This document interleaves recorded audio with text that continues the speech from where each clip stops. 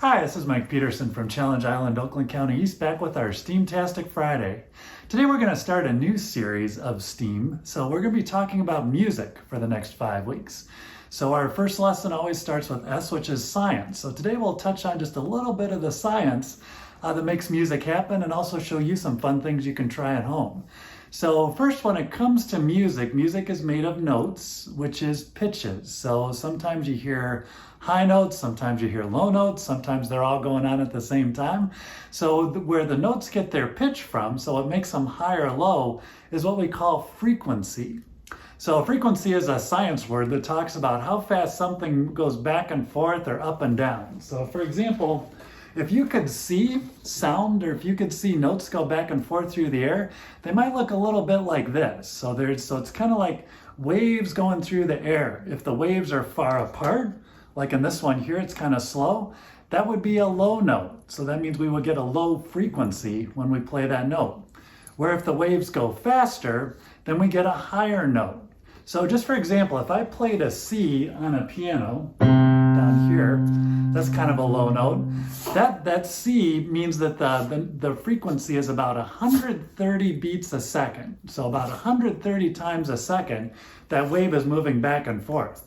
So that may sound pretty fast, but in music terms, that's kind of a low note. Where if I go up to the next C, so instead of this one, we play this one, that one's actually twice as fast. So instead of 130 times a second, it's actually about 260 times a second. So in fact, the difference between those from here to here, or from here to here, or if you hear those notes sound kind of similar to each other, in music terms, we call that an octave. So where that word comes from, if you look at the first part of it, OCT, octave, kind of like octopus. So an octopus has 8 legs.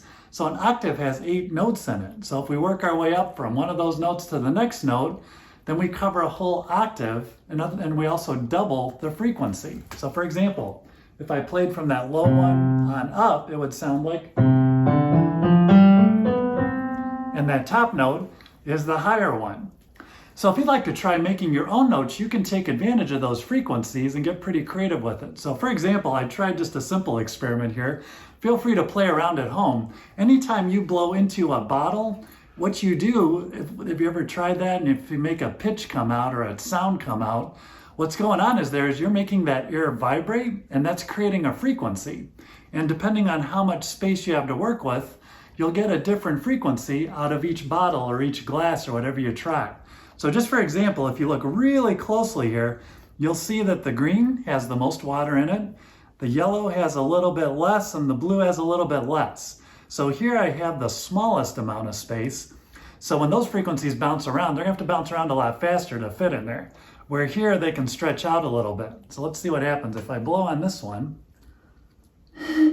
Okay, so that's what that one sounds like. Let's try the next one. Okay, that one's lower. Now this one has less water still. Let's check, see if it's lower still. All right, so we went da, da, da. So with that, I could play maybe Mary Had a Little Lamb or Hot Cross Buns. If I filled up more bottles, I could even make more notes and play fancier songs. So feel free to give that a try at home. So take advantage of frequencies, fill up some different bottles, make some smaller, some bigger. See what kind of notes and sounds you can come up with. With that, thank you so much for joining us. I look forward to seeing you again next time.